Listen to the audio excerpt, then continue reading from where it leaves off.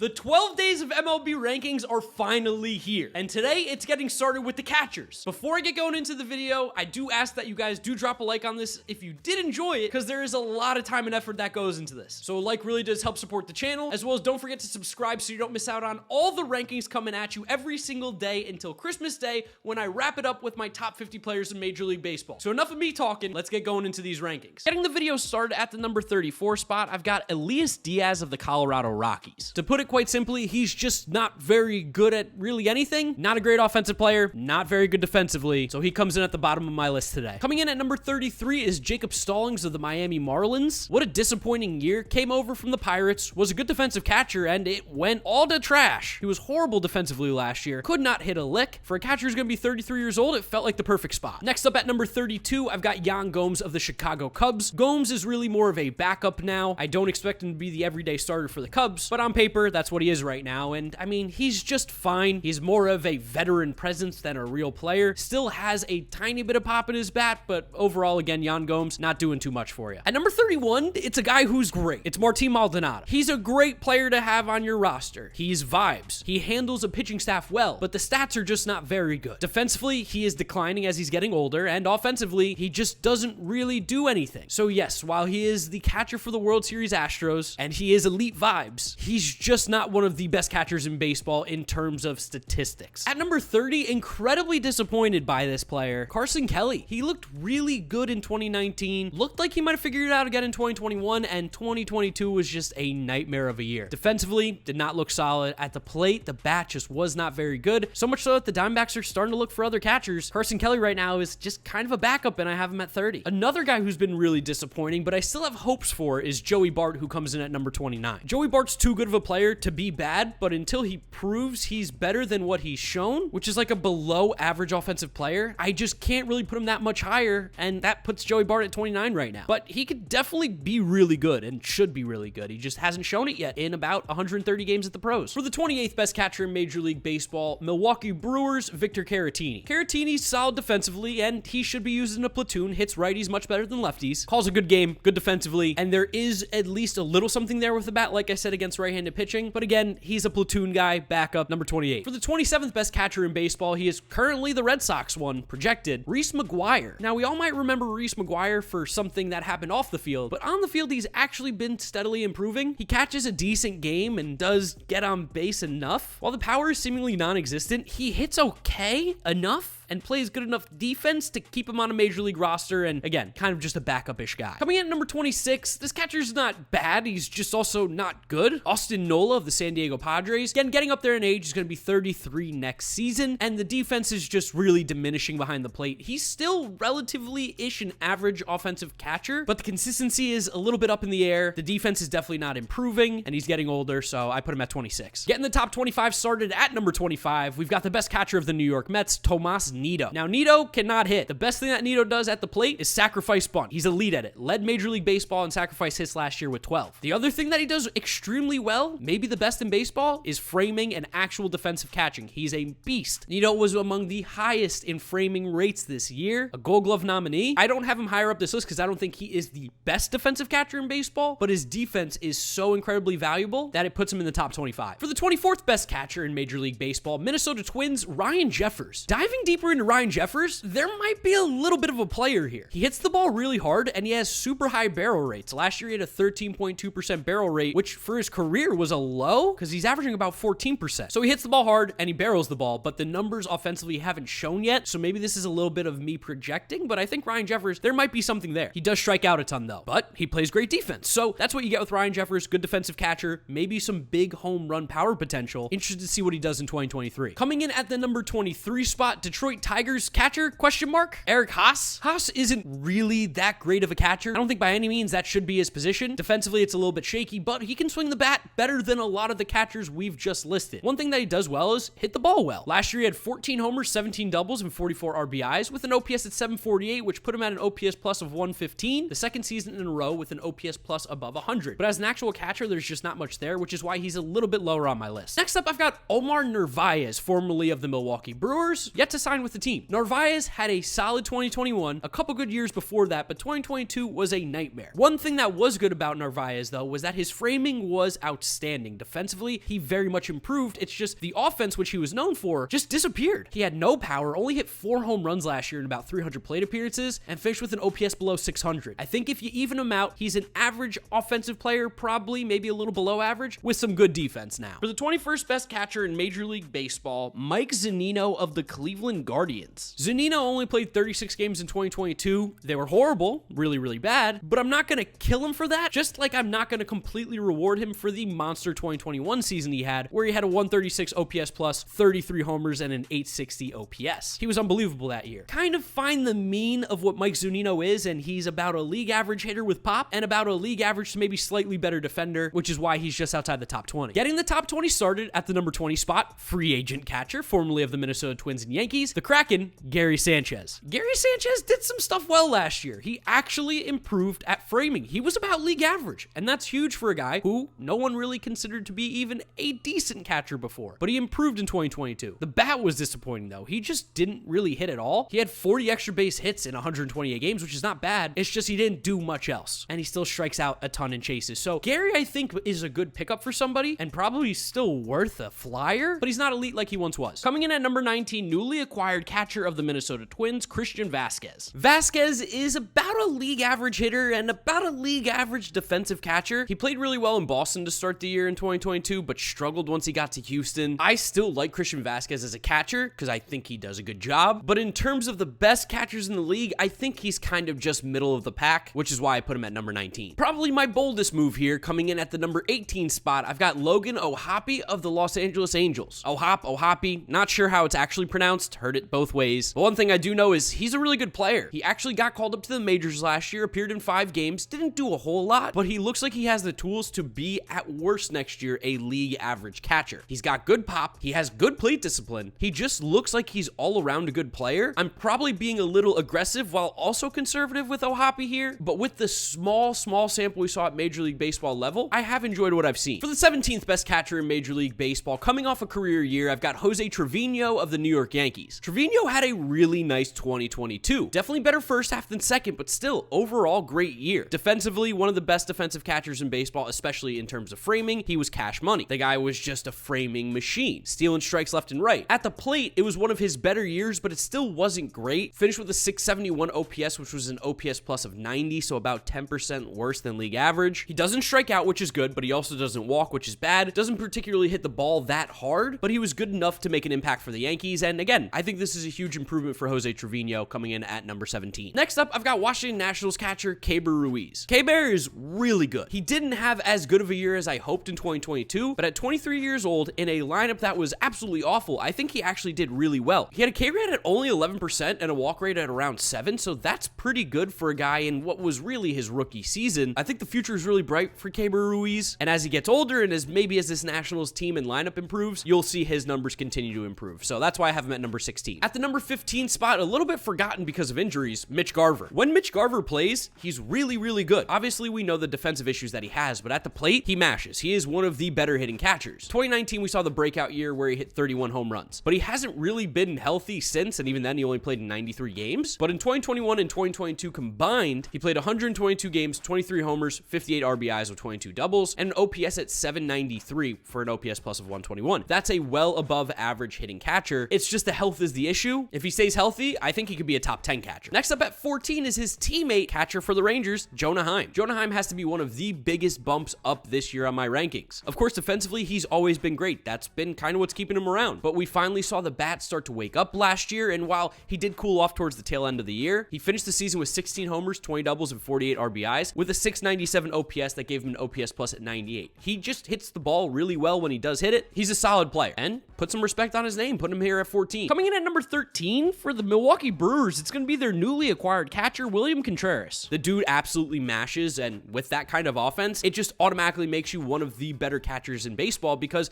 the offensive value you get at that position is usually nothing now. Last year in 97 games, he hit 20 homers, 14 doubles, and drove in 45 runs, hitting 278 with a 354 on base, 506 slugging, and an 860 OPS. Willson Contreras defensively is whatever, but at the plate, the dude mashes. And he's only 25. Heading north of the border here for the number 12 spot, Danny Danny Jansen of the Toronto Blue Jays. Another guy that has a problem playing a lot and a problem with injuries, but when Danny Jansen does play, he's been really good, especially these last 2 years. He's had elite barrel rates. I'm telling you, elite. He's been really, really good at barreling the ball up, and it shows with his numbers. The last 2 years combined, he's played 142 games, 26 homers, 23 doubles, 72 RBIs, with a 243 batting average, 321 on base, 496 slugging, and 817 OPS. That puts him at an OPS plus of 124, and defensively, he's pretty decent. So a good bat plus a decent glove, right outside the top 10. Again, just needs to play a little bit more. But of course, you have Alejandro Kirk too, so that's one of the reasons why. Just missing out on the top 10, coming in at number 11, one of the biggest fallers, Yasmani Grandal. I know he had such a monster 2021, but he looked so horrible in 2022 that I had to knock him down quite a bit. I mean, he was horrendous, and I think there is some real concern. That being said, he still is pretty solid defensively, and there is a world where he bounces back. I just don't know if he's going to be in that conversation of being an elite catcher anymore, especially going into his 34-year-old season, where he's projected to just kind of be okay. Still walks a ton, but it's just not the same Yasmani Grandal I think that we once saw, so I can't put him inside the top 10. Getting the top 10 started at number 10, Kansas City Royals catcher Salvador Perez. Now, Perez definitely does his fair share of DHing, and you could also talk about MJ Melendez, who I think is really good. But as of right now, Salvi still is a catcher, and he still hits the ball really well. Still hits it well above average for catchers. 23 homers, 23 doubles, and 76 RBIs last year. He obviously refuses to walk, which isn't great, and he doesn't play good defense anymore. I mean, he's just old and seems like that's not his thing. But when you hit like Salvador Perez does, and you do have that power potential like we saw in 2021 with 48 home runs, this guy deserves to be in the top 10, at least at the back end of it. For the 9th best catcher in Major League Baseball, injuries again, but I'm going to take a risk here with Tyler Stevenson, because when he's been healthy, he has been really, really good. Defensively, there's stuff to work on, but at the plate, he's projecting to be one of the better offensive catchers in baseball. Had a really good 2021, a nice rookie season where he finished 6th in the Rookie of the Year voting, OPS plus at 106, OPS just under 800. He only played 50 games in 2022, again because of bad injury luck, but in those 22 games, 6 homers, 9 doubles, 35 RBIs for the Reds, hitting 319 with a 372 on base, 482 slugging, 854 OPS, 130 OPS plus. You can't take those numbers out of context. It was only a 50-game sample, but I think that Tyler Stevenson 100% projects to be a top 10 catcher next year. Big dumper alert, coming in at number 8, big dumper himself, Cal Raleigh of the Seattle Mariners. Gotta love yourself some Cal Raleigh. Rough 2021 season in a small sample, looked great in 2022. Now, he does strike out a ton, there's no doubt, but elite at barreling the baseball, and defensively, he is awesome. We saw Big Dumper last year in 119 games, hit 27 homers, 20 doubles, and hit 211, which isn't great, with a 284 on base, 489 slugging, 774 OPS to give him an OPS plus at 122. The dude absolutely mashed last year. It looks like it can stick too. The strikeouts definitely need to cut him down a little bit, but the good defense plus the absolute tanks, Big Dumper deserves to be in the top 10, no doubt. Pretty crazy to say this, but coming in at number 7, the backup on the Braves, it seems like Travis d'Arnaud. d'Arnaud just continues to be good. Good framer, good offensive player. He just keeps doing it, and it kills me as a Mets fan to see it, especially for the Braves. Go be good for a team like the Oakland A's or something. Last year in 107 games, 18 homers, 25 doubles, 60 RBIs, and he finished with an OPS plus at 119, 791 OPS, hits for power, plays good defense, doesn't walk, but you don't really care again because his offensive numbers are still good. d'Arnaud's just an all-around good catcher. Gotta be one of the best backups in the league, if not the best, by far. Just outside the top 5, coming in at number 6, Willson Contreras now on the St. Louis Cardinals, which feels so weird. Now, defensively, bad. Who cares, though, because he just mashes, and we saw it last year in 113 games, where he hit 22 homers with 23 doubles, drove in 55 runs, where he had a slash line of 243 average, 349 on base, 466 slugging for an 815 OPS plus at 128, 28% better than the league average. He was an all-star. He's only 31 years old. I think there's a lot of good years left in Willson Contreras, and whatever team gets him will be getting one of the better catchers in baseball, especially because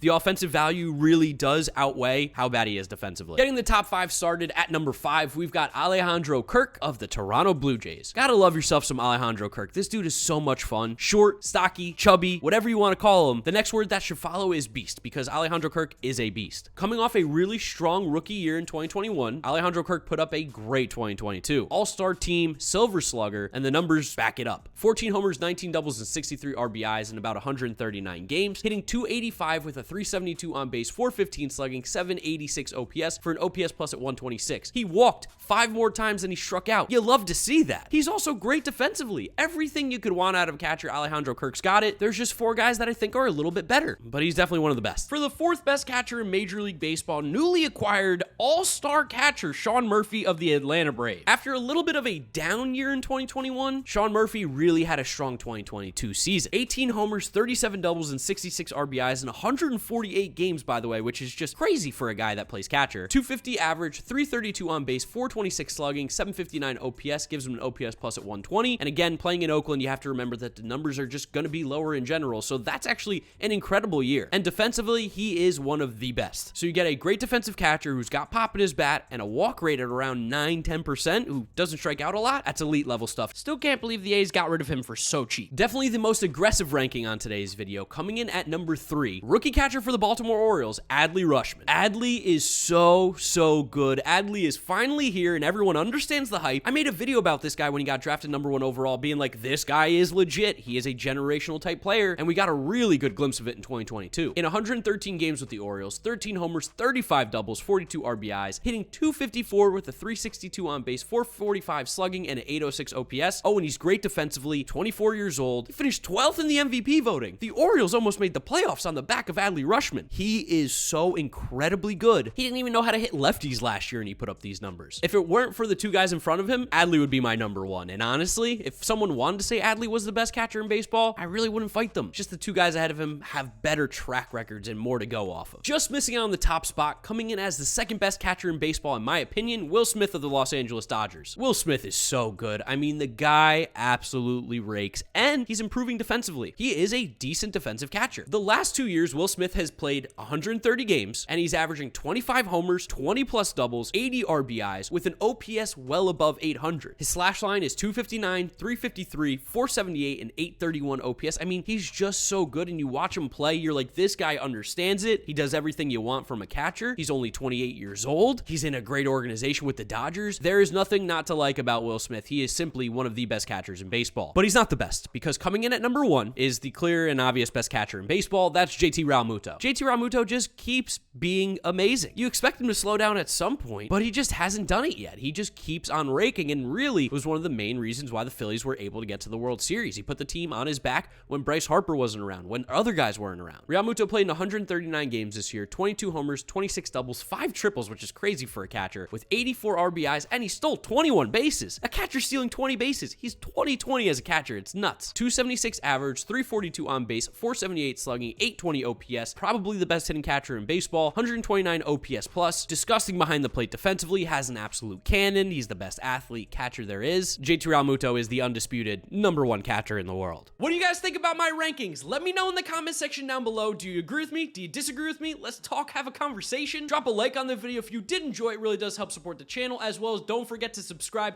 so you don't miss out on all the rankings coming at you until Christmas. Follow me on all my social media at GiraffeNeckMarc. Links are in the description. Thank you so much for watching, guys. I really do appreciate the support. This video right here will be a playlist for last year's rankings. If you want to catch up on those, give that a click. And this will be my most recent upload in case you guys did miss it. Thank you so much for watching, and I'll catch you tomorrow for the first base rankings. Bye.